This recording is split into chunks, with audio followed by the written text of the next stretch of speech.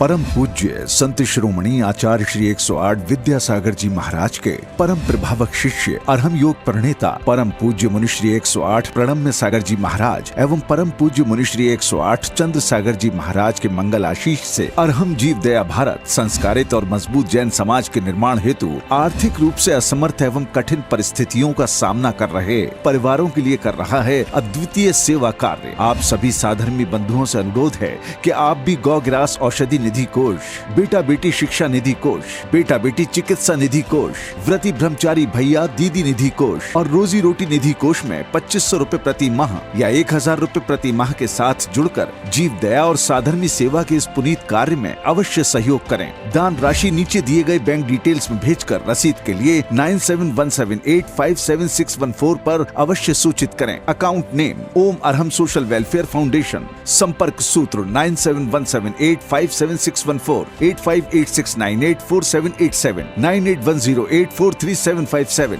9810436940। इस कार्यक्रम के पुण्यार्जक हैं प्रणम्य वाणी देवदूत। प्रणम्य गुरु की वाणी पहुँचे घर घर, सम्यक ज्ञान प्रभावना होवे घर घर। सभी प्रणम्य वाणी देवदूत के पुण्य की बहुत बहुत अनुमोदना। अधिक जानकारी के लिए संपर्क करें। गुरु चरणों में समर्पित गुरु भक्त परिवार USA।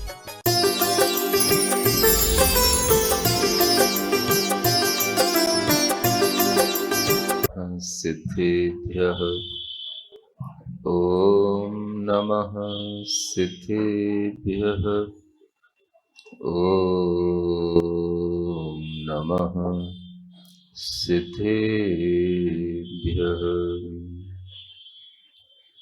ओकारं बिंदु संयुक्तं नित्यं ध्यायन्ति योगिनः। कामदं मोक्षदं चैव ओंकाराय नमो नमः। अरहमित्यक्षरं ब्रह्म वाचकं परमेष्ठिनः। सिद्धचक्रस्य सद्बीजम् सर्वतः प्रणमाम्यहम्। अनंतानंत सिद्ध परमेष्ठी भगवान की, देवादिदेव आदिम तीर्थंकर श्री ऋषभनाथ भगवान की, वर्तमान शासन नायक श्री वर्धमान महावीर भगवान की जय। परम पूज्य आचार्य गुरुवर श्री विद्यासागर जी महाराज की जय। अष्टानिक नंदीश्वर महापर्व की जय। अनादि अनिधन इस नंदीश्वर महापर्व की आराधना विगत दिनों से चल रही है। इस आराधना में प्रभु के दर्शन के साथ साथ हमें कुछ ऐसी परलोक संबंधी रचनाओं पर भी श्रद्धान उत्पन्न होता है जिन्हें हम अपनी आंखों से देख नहीं पाते। जब हमारी बुद्धि जागृत होती है तो बुद्धि में ही अनेक तरह के प्रश्न उत्पन्न होते हैं, और अगर बुद्धि को सही समाधान मिल जाता है तो व्यक्ति को अपने ही बुद्धि से, अपने ही ज्ञान से बहुत आनंद की प्राप्ति भी होती है। आचार्यों ने कहा है, ज्ञान ही हमारे लिए सुख उत्पन्न करने वाला है। ज्ञान के बिना अगर सुख की कल्पना की जाती है तो वह सुख सिर्फ कल्पना ही होता है। जो सुख सच्चे ज्ञान के साथ में होता है वह सुख अलग नहीं होता, वह ज्ञान ही सुख का रूप ले लेता है। इसलिए हमेशा तीर्थंकरों ने ज्ञान की बात कही और ज्ञान की ही आराधना करने के लिए प्रेरित किया। श्रावक हों, श्रमण हों, जो भी सच्चे ज्ञान की आराधना करते हैं, सच्चे ज्ञान को प्राप्त करने के लिए तत्पर रहते हैं, उन्हें भीतर से एक सुख की अनुभूति होती है। ज्ञान जब तक भटकता रहता है तब तक वह सुख को भी भटकाता रहता है, और ज्ञान जब स्थिर हो जाता है तो वह सुख को भी स्थिर बना देता है। इसलिए हमें हमेशा सम्यक ज्ञान पर ध्यान देना चाहिए, और सम्यक ज्ञान की प्राप्ति करने के लिए जहां एक और शास्त्र स्वाध्याय द्वादशांग का ज्ञान महत्वपूर्ण भूमिका रखता है, वहीं पर हमें उन शास्त्रों के अनुरूप उपदेशों पर भी ध्यान देना चाहिए, जिन उपदेशों के माध्यम से हमारे मन की गुत्थियां खुल जाती हैं, हमारा चित्त समाधान को प्राप्त हो जाता है। इसलिए आचार्य परमेष्ठी ने, आचार्य गुरुदेव ने कहा, ज्ञान ही सुख का मूल है और ज्ञान ही दुख का कूल। राग रहित अनुकूल है, राग सहित प्रतिकूल। चुन चुन इसमें उचित को, मत चुन अनुचित मूल। और सब शास्त्रों का सार है, समता बिन सब धूल। ये आचार्य गुरुदेव की पंक्तियां हैं। ज्ञान ही सुख का मूल है, ज्ञान ही दुख का कूल है। इसलिए ज्ञान के माध्यम से ही हमारे अंदर सुख और दुख की अनुभूतियां हुआ करती हैं, और जब हम कर्म व्यवस्था को देखते हैं तो उसमें ज्ञान के बाद सुख और दुख ही आता है। ज्ञानावरण, दर्शनावरण, इन दो कर्मों का वर्णन करने के बाद में तीसरा कर्म वेदनी कर्म आता है। मोहिनी का नंबर चौथे क्रम में है। ज्ञानावरण, दर्शनावरण के कारण से हमारा ज्ञान और दर्शन ढकता है, लेकिन उस ज्ञान और दर्शन में ज्ञान प्रमुख है। दर्शन निर्विकल्प रहता है, दर्शन निराकार होता है, इसलिए उसकी कोई ज्यादा चर्चा नहीं होती। और उस ज्ञान के बाद ही कल्पना की जाती है कि यह व्यक्ति सुखी है कि दुखी है। इसलिए 8 कर्मों के विभाजन में आद्यो ज्ञान दर्शनावरण वेदनीय मोहिनी अंतराय, मोहिनी आयुर आदि ये बाद में कहा गया। वेदनीय कर्म को पहले रखा, मोह को भी बाद में रखा, क्योंकि ज्ञान से ही आपका सुख का संबंध होता है, ज्ञान से ही आपके दुख का संबंध होता है, और ज्ञान ही आपको सुखी दुखी बनाता है। मोह तो बाद में आता है, पहले आपका ज्ञान उस मोह से अगर प्रभावित है तो वह ज्ञान ही आपके लिए सुख और दुख का कारण है। इसलिए जब भी किसी व्यक्ति के अंदर सुखानुभूति हो तो समझना ये ज्ञान के साथ, सम्यक ज्ञान के साथ होने वाली सुख की अनुभूति है।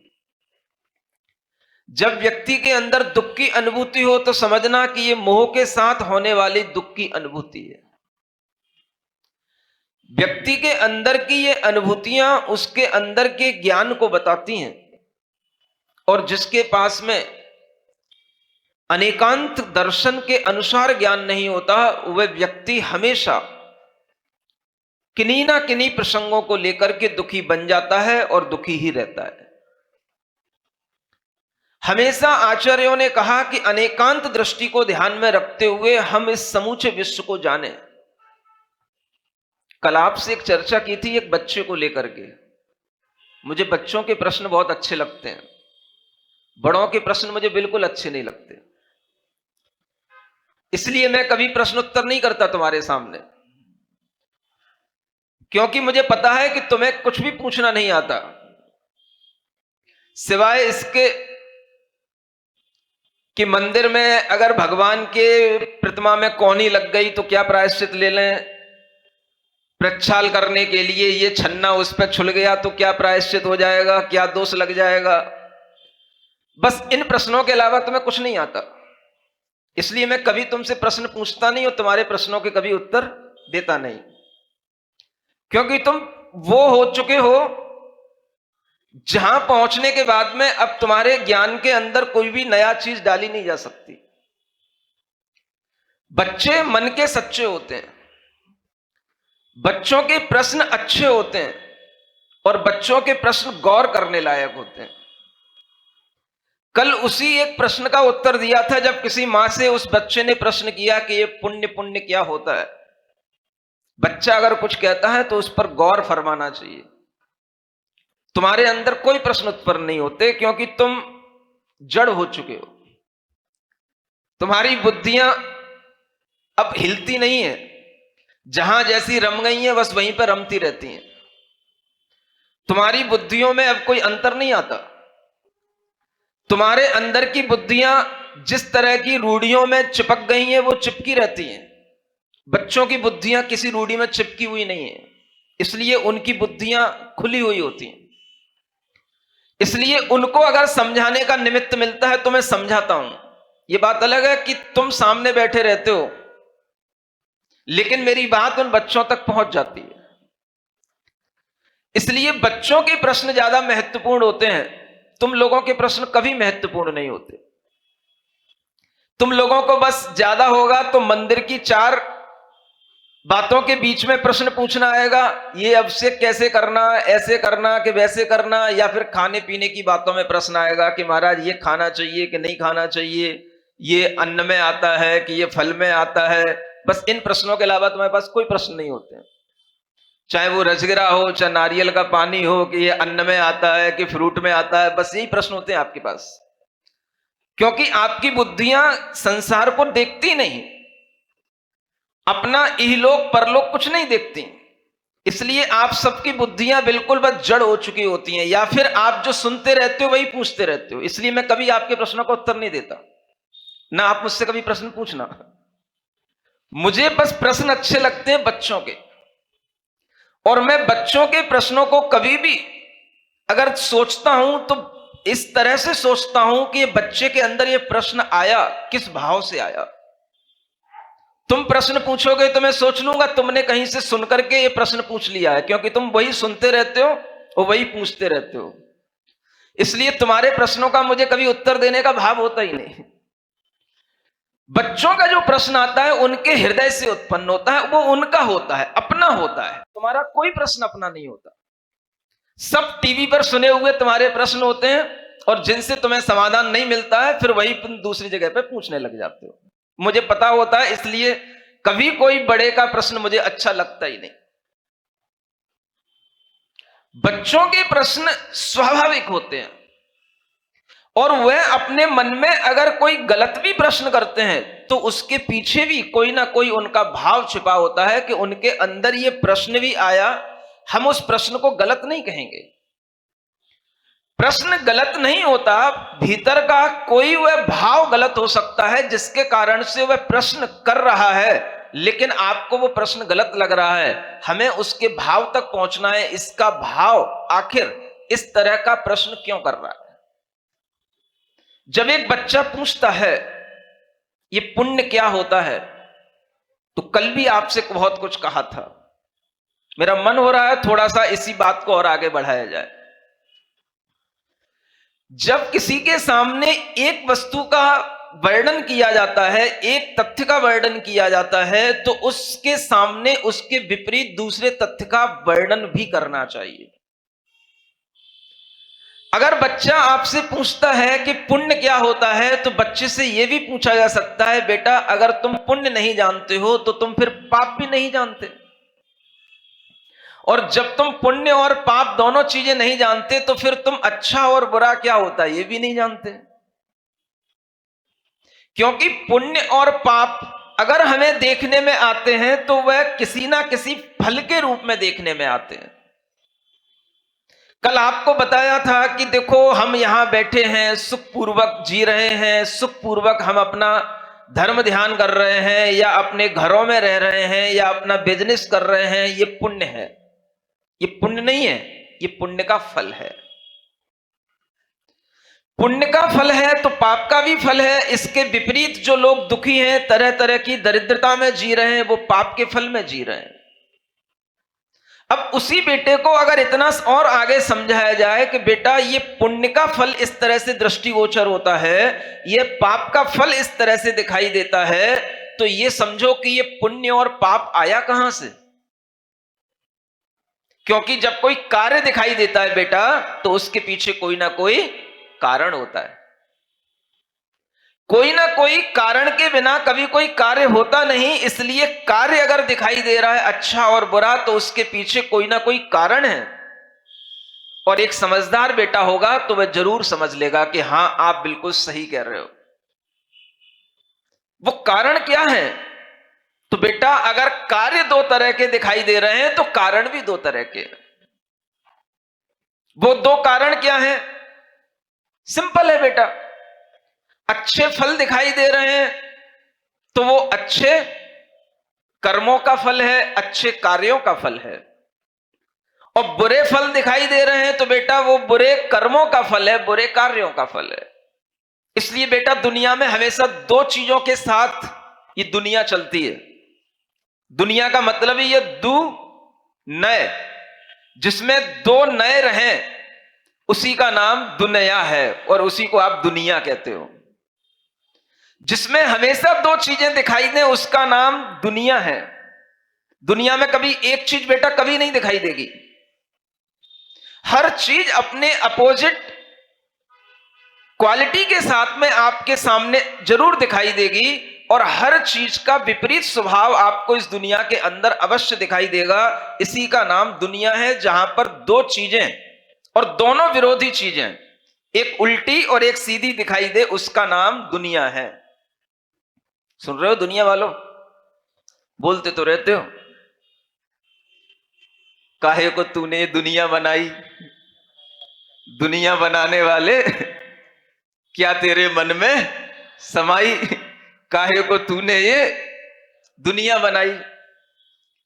ये बोलते तो रहते हो, लेकिन आपको ये पता नहीं होता कि दुनिया बनाने वाला क्या दुनिया बना सकता है। हर व्यक्ति अपने कर्म कर रहा है, हर व्यक्ति के अच्छे या बुरे कर्म हैं, और वह अच्छे कर्म का फल अच्छा है और बुरे कर्म का फल बुरा है। इसलिए बेटा दुनिया में कर्म दो तरह के हैं और फल दो तरह के हैं। और इसी को आचार्य अनेक अनेक ढंगों से कहते हैं। आचार्य समंतभद्र महाराज आप्त मीमांसा में कहते हैं कर्मद्वैतम फलद्वैतम। दो तरह के कर्म हैं, फल भी दो तरह के हैं। लोकद्वैतम, दो लोक भी हैं बेटा। जो तुम्हें ये दिखाई दे रहा है, ये लोक, ये जो तुम्हारी गूगल की दुनिया है, इसी को ही पूरी दुनिया मत समझ लेना। दूसरी दुनिया और है जो बियॉन्ड द गूगल है, जो गूगल में दिखाई नहीं देती है। अगर तुमने इतना ही विश्वास कर लिया कि दुनिया इसी का नाम है जो गूगल में दिखाई दे रही है, तो बेटा फिर तुम अज्ञानता में चले जाओगे। क्योंकि इस दुनिया के परे भी एक दुनिया है जहां हमें हमारी दृष्टि नहीं जाती, जहां हम अपने ज्ञान से, अपनी दृष्टि से उसको देख नहीं सकते, लेकिन वह है जो जन्म से पहले भी होती है और मृत्यु के बाद भी होती है। दो तरह के लोक हैं। जिस लोक में तुम जी रहे हो वो इहलोक कहलाता है, और जो लोक तुम्हारे सामने और आगे आने वाला होता है वो परलोक होता है। और उस परलोक में यह दुनिया भी शामिल हो सकती है और इसके बाहर भी जो दुनिया है वो भी शामिल हो सकती है। इसलिए बेटा दुनिया भी दो हैं, एक ही दुनिया मत मान लेना। एक लोक नहीं है, इस लोक के अलावा एक और परलोक है। माने इस जन्म के अलावा एक और जन्म है, इस संसार के अलावा और भी संसार है। और जो आपको दिखाई नहीं देता, ऐसी जगह पर भी बहुत बड़ी दुनिया बसी हुई है। स्वर्गों की भी एक दुनिया है, नरकों की भी एक दुनिया है। जो स्वर्ग और नरक तुम्हें दिखाई नहीं देते बेटा, वो स्वर्ग लोक और नरक लोक भी इसी दुनिया में है। और वह है। इसीलिए हम कह पाते हैं बेटा कि कर्मों के फल के कारण से हमें स्वर्ग भी मिलते हैं और कर्मों के फल से हमें नरक भी मिलते हैं। जब बुरा कर्म बहुत तीव्रता में चला जाता है तो वह नरक की ओर ले जाता है, और जब अच्छा कर्म बहुत अच्छाई की ओर ले जाता है तो वह हमें स्वर्गों की ऊंचाई की ओर ले जाता है। बेटा, जो यहां इस दुनिया में हमें दिखाई दे रहा है, इसके परे भी एक दुनिया है, और हम जिस दुनिया में अभी यहां बैठे हैं वह दुनिया तो और भी अधिक विचित्र है, जहां पर सिर्फ देव ही देव बैठे हुए हैं, और उस देवों की दुनिया का नाम है नंदीश्वर द्वीप में बसा हुआ एक नया संसार। कहां बसा हुआ? अगर वर्तमान में देखेंगे, इस समय पर देखेंगे, सारे स्वर्ग के विमानों के घर सब खाली पड़े हैं। सारे देव कहां पहुंचे? नंदीश्वर द्वीप में। सबके विमान सब खाली पड़े हैं, और सबके घरों में अच्छे अच्छे जिनालय बने हुए, मंदिर बने हुए। उन जिनालयों की भी पूजा बड़े बड़े मुनि महाराज यहीं बैठे बैठे करते हैं। भवनवासी देवों के जिनालय 7,72,00,000, व्यंतर देवों के असंख्यात, ज्योतिषी देवों के असंख्यात, और वैमानिक देवों के भी करोड़ों में जिनालय, और उन सबकी वंदना भी मुनि महाराज, बड़े बड़े ऋषि मुनि आचार्य परमेष्ठी बैठे बैठे अपने अंतर मन से करते हैं। और उन जिनालयों की सुंदरता भी अपने आप में बहुत अद्भुत होती है, और उन सबको भी छोड़ करके ये सब देव इन 8 दिनों में कहां चले जाते हैं? एक दूसरे दुनिया में चले जाते हैं, नंदीश्वर द्वीप में चले जाते हैं। आज मैं सोच रहा था, इनके विमानों में, इनके आलयों में भी अच्छे अच्छे जिनालय बने हुए हैं, और सभी अकृत्र में सब स्वर्णिम जिनालय बने हुए होते हैं। सबके अंदर रत्नों की बड़ी बड़ी प्रतिमाएं होती हैं, फिर भी ये सब उनको छोड़ करके वहां क्यों चले जाते हैं? तुम होते तो क्या कहते? हमारे घर में ही इतनी बड़ी बड़ी सोने की प्रतिमाएं, हम काय को इनको छोड़ करके कहीं दूसरी जगह जाएं पूजा करने? महाराज, हम तो अपने घर में ही बैठे बैठे करेंगे। उदक चंदन तंदुल पुष्प कई, उदक चंदन तंदुल पुष्प कई। तुम्हें कोई नहीं समझा सकता, इसलिए मैं कह रहा हूं। तुम लोगों की बुद्धि इतनी खराब हो चुकी है कि अब उसमें समझाने का मतलब है कि अपनी बुद्धि को खराब करना। हम देखते हैं कि जो नियम के अनुसार चलते हैं, जो नियमबद्ध तरीके से देव लोग काम करते हैं, वो देव लोग भी मिथ्या दृष्टि होकर के भी प्रश्न नहीं करते। और मनुष्य लोक में कहलाने वाले तथाकथित सम्यक दृष्टियों की बुद्धि भी हमें इस प्रकार से देखने में आती है कि उनकी बुद्धि में भी इसी तरह के अहंकार घुले रहते हैं, उनकी बुद्धि में भी इसी तरह के प्रश्न पड़े रहते हैं कि हमें क्या करना है, हमारे घर में ही मंदिर है, हम क्यों दूसरे मंदिर में जाएं पूजा करने के लिए। आपकी बुद्धि कहेगी नंदीश्वर द्वीप यहां कहां है, ये तो सब हमारे मंदिर के ही प्रतिमाएं आ गई हैं, ये सब मंदिर की ही प्रतिमाएं हैं। आपकी बुद्धि तो यही कहेगी, और जब तक आपकी बुद्धि ये कहती रहेगी तब तक आपके अंदर सम्यक ज्ञान आ ही नहीं सकता। अब बताओ हम कैसे आपको समझाएं? मैं कह रहा हूं कि ये नंदीश्वर द्वीप के जिनालय हैं, और आप कह रहे हो कि नहीं, ये तो हमारे घर के जिनालय हैं। अब कौन समझाए आपको? आप कह रहे हो कि हम अपने घर में बैठ करके नंदीश्वर की पूजा कर रहे हैं, हम कह रहे हैं कि नहीं हो सकती, आपके लिए वो पूजा यहीं पर बैठ करके होगी, क्योंकि नंदीश्वर द्वीप यहीं पे है। आपको यह सोचना पड़ेगा कि जब बड़े बड़े वैमानिक देव सौधर्म इंद्र के स्वर्गों के विमान में, उसके अपने घर में जब इतने बड़े बड़े जिनालय होते हैं, और वो छोड़कर के कहां जाता है? नंदीश्वर द्वीप में। तो आपकी बुद्धि ये क्यों नहीं कहती है कि हमें इस समय पर अपने जिनालयों में से भी हट करके कहां जाना है? नंदीश्वर द्वीप में। नहीं कहती ना, इसीलिए हम कहते हैं आप जड़ बुद्धि हो, आपको समझाना बड़ा मुश्किल है। हम सोच करके रह गए। आज मेरे मन के अंदर चिंतन आया कि जब हम नंदीश्वर भक्ति पढ़ते हैं तो भवनवासी देवों के जिनालयों की वंदना कर रहे हैं, और वे भवनवासी देव कहां गए? वे नंदीश्वर द्वीप में गए। ये कितने बड़े आश्चर्य की बात है। माने अगर कहीं पर 8 दिन के लिए यह अनुष्ठान होना निश्चित है तो हमें वहीं पर जाना है, चाहे हमारे घर में कितना ही अच्छा जिनालय क्यों ना बना हो। ये बात हमें देवों से भी सीख लेना चाहिए। मनुष्यों के लिए इतना ज्ञान तो आ ही जाना चाहिए, लेकिन नहीं आता। बुद्धि का आग्रह इतना भरा हुआ होता है कि व्यक्ति हर चीज को नकारता है। इस लोक के अलावा परलोक का भी ज्ञान करना, लोक भी दो हैं। और इस तरह से जब आपके लिए इस दुनिया में कोई भी व्यवस्था दिखाई देगी तो 2 रूपों में दिखाई देगी। संसार है बेटा तो संसार से मुक्ति भी है। हर चीज अपने विपरीतता के साथ में इस संसार में दिखाई देती है। बेटे के सामने अगर मुक्ति को सिद्ध करना है, बेटा मुक्ति कैसे है, तो उस बेटे के सामने यही लॉजिक आपको बताना पड़ेगा। बेटा हर चीज 2 के रूप में है। बंद है तो मुक्ति है। देखो बेटा हम संसार से बंधे हैं, बंद है तो कहीं ना कहीं बंद से मुक्ति भी है। संसार है बेटा तो संसार से अलग कोई ऐसा स्थान भी है जहां पर सिर्फ मोक्ष है, जहां पर संसार की आत्माएं नहीं रहती, संसार में भ्रमण करने वाली अशुद्ध आत्माएं नहीं रहती, वहां पर सिर्फ शुद्ध आत्माएं रहती हैं। अगर इस संसार में अशुद्ध आत्माएं दिखाई दे रही तो बेटा एक ऐसा संसार भी है जहां पर सिर्फ शुद्ध आत्माएं रहती हैं। बेटा उसी का नाम मोक्ष स्थान है। मुझे लगता है अगर उस बेटे को इस लॉजिक से समझाया जाएगा तो बेटा समझ लेगा। बेटा दुनिया में हर चीज देखो विपरीतता के साथ में है। अगर हम संसार को मार रहे हैं तो संसार का विपरीत क्या? मोक्ष। ऐसी दुनिया में कोई चीज नहीं है जो एक रूपता के साथ हो, हर चीज विपरीतता के साथ में।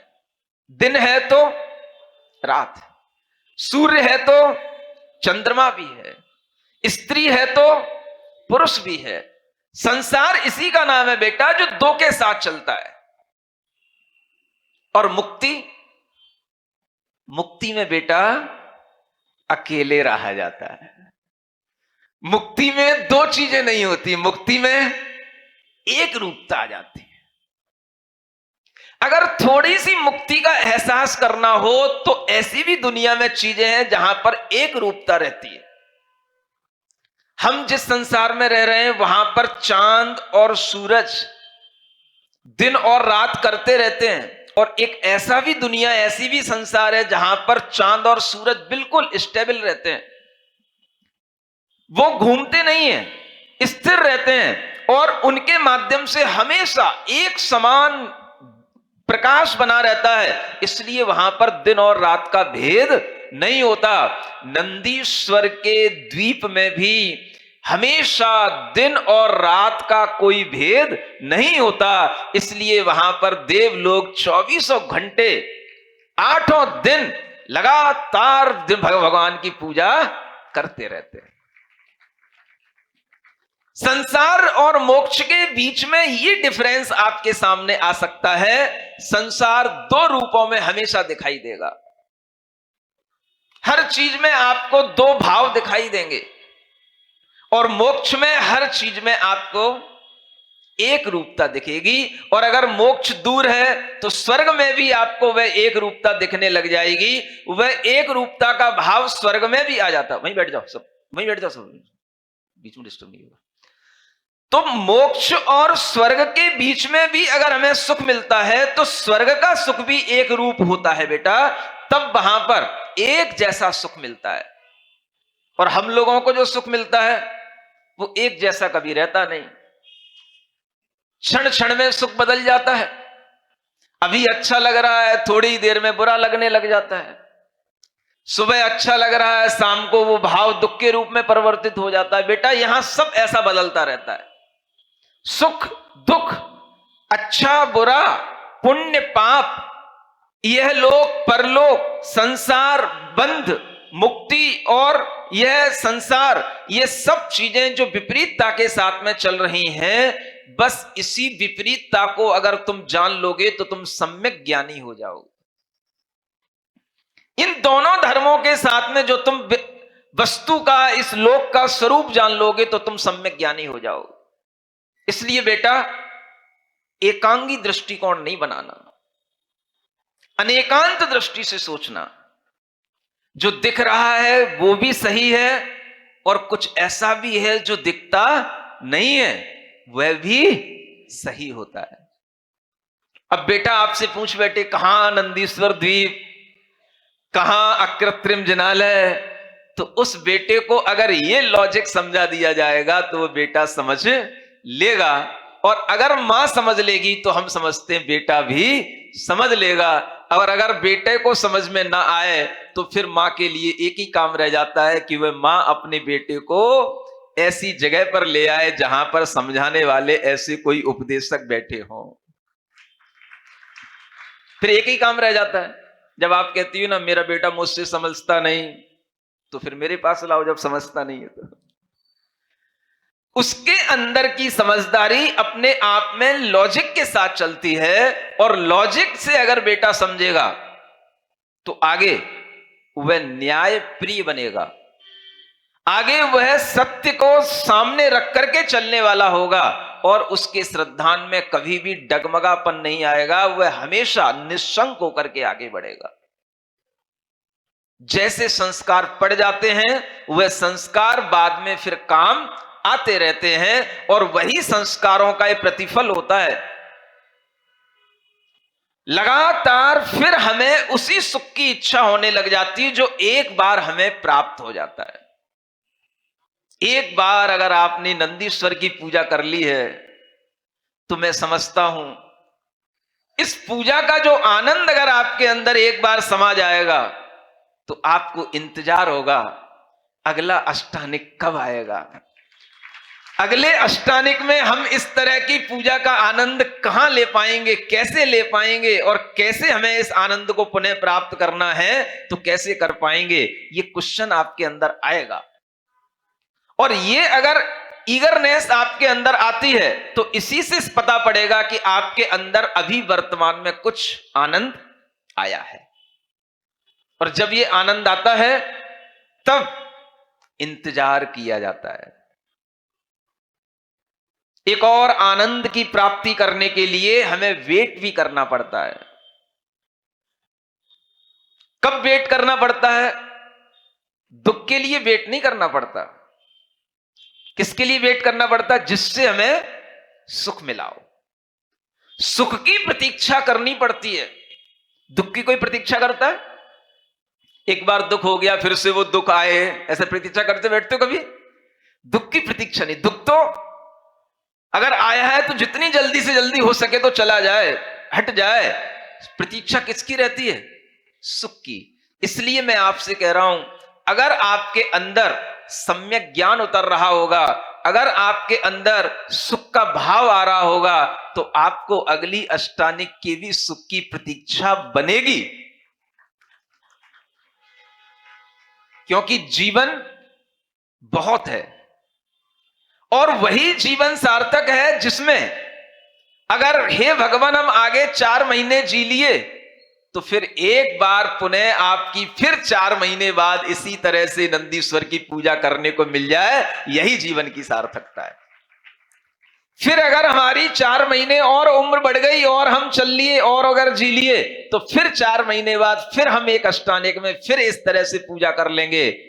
उम्र तो बहुत गुजर गई और बहुत गुजर जाएगी, लेकिन ये पूजा करने का भाव आपके अंदर अगर बना रहेगा तो वह उम्र भी आपको सार्थक नजर आएगी।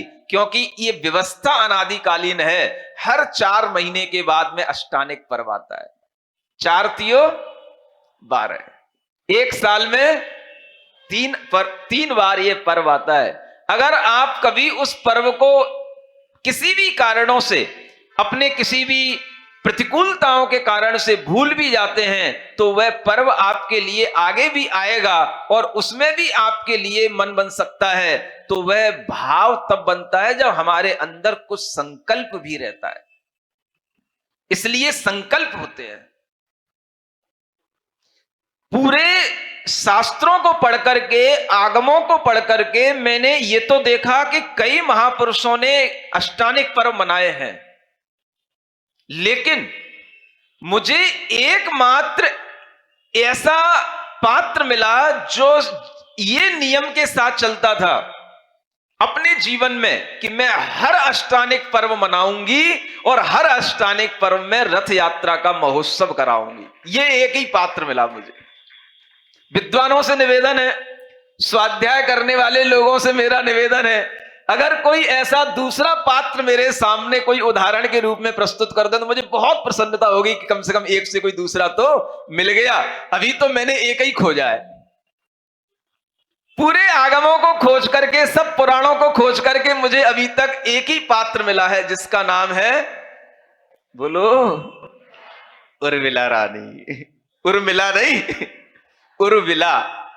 हाँ, एक ही रानी मिली मुझे जिसका नियम था, चाहे कार्तिक की अष्टानिका हो, चाहे फागुन की हो, चाहे आषाढ़ की हो, हर अष्टानिका में मुझे भगवान की पूजा करने के बाद में रथ निकलवाना है, रथ यात्रा महोत्सव कराना है। और उसी रानी की इस संकल्प शक्ति का प्रभाव देखो आप, कि उसे अपने पुण्य से ऐसे मुनि महाराज मिल गए जो मुनि महाराज ने उसके नियम को पूरा करने के लिए भी अपनी शक्ति लगा डाली और विद्याधरों को उसके घर तक पहुंचा दिया।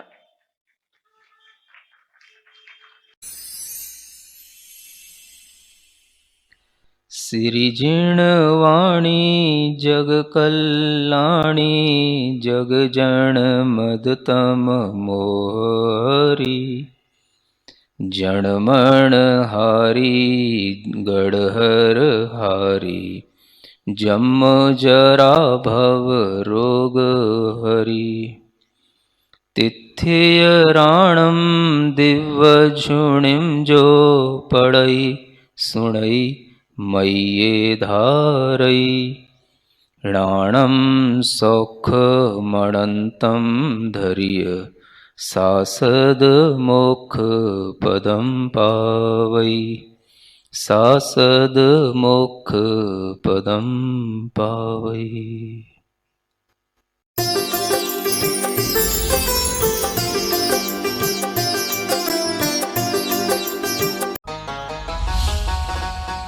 इस कार्यक्रम के पुण्यार्जक थे प्रणम्य वाणी देवदूत। प्रणम्य गुरु की वाणी पहुँचे घर घर, सम्यक ज्ञान प्रभावना होवे घर घर। सभी प्रणम्य वाणी देवदूत के पुण्य की बहुत बहुत अनुमोदना। अधिक जानकारी के लिए संपर्क करें। गुरु चरणों में समर्पित गुरु भक्त परिवार USA।